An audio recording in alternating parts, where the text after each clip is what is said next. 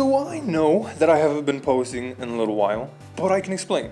So recently I moved over from PlayStation to Xbox, and there was a lot of things that I needed to figure out before I could post again. I needed to learn how to edit videos on my phone. I needed to figure out how to stream, which I do now, apparently. But while I was doing that, they actually added something to the game called Deadzone, which is actually massive for controller players. And that's why I'm making this video, because I know my previous video helped a shit ton of people out. I know for a fact this one will too. So let's get into it. Let's explain and how you can customize them to your own preference. Before we get into the video, I wanted to remind you guys to consider hitting the like button, the subscribe button too, because as of now, there's a lot of people not subscribed. Anyway, enjoy the video. So for those who already watched my previous settings video, I'll leave a timestamp right there so you can maybe skip this part if you want to. But if you don't know what these settings do or how you can customize them, I would recommend still watching this part of the video. My horizontal and vertical sense is on 100%. But if it feels too fast for you, you can always just lower it to like 90, 80. The settings still will feel the same.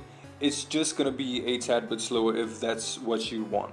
Then we have aim assist strength and window size, which mine stayed the same. You can do what you want with these. Honestly, this is personal preference, but I personally use 100% strength and window size 75%. Every hero in this game has a hitbox, and aim assist ease in is basically the percentage of the hitbox that gets affected by the full strength of aim assist. So for example, if you have your aim assist strength on, let's say 80% like I do, only 20% of the hero's hitbox will be affected with the full strength of the aim assist. The other 80% will be slowed down until it reaches that 20%. Where let's say you are using 0% aim assist ease in, you will have 100% aim assist strength as soon as you hit the target's hitbox. Then moving on to aim smoothing, which is basically just every movement that you make on your thumbstick gets smoothed out just a little bit.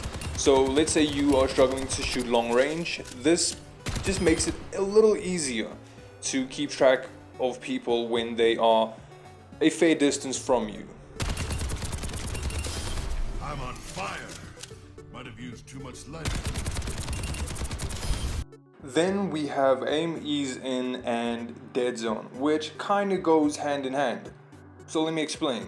So aim ease in was the only way to actually change your dead zone, but then they added real dead zone, which I wish they added in season 1 because this is huge for controller players. So in a dead zone is how far you need to move your stick before your camera starts moving, which means the lower the number, the faster it'll react.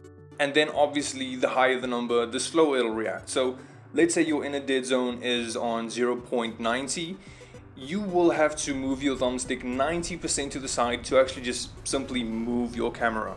But let's say you use 0.06 in a dead zone, you will barely have to move your thumbstick to get the movements that you actually want. Your outer dead zone, on the other hand, controls how much you need to move your stick to get 100% acceleration.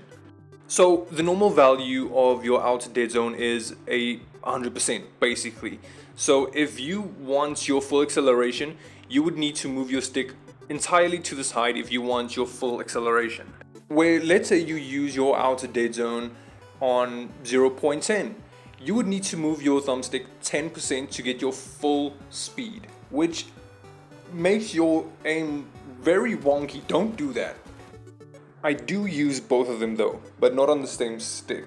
So on my left stick I use 80% outer dead zone because it just makes you strafe a little faster, and the faster you strafe the harder you are to hit.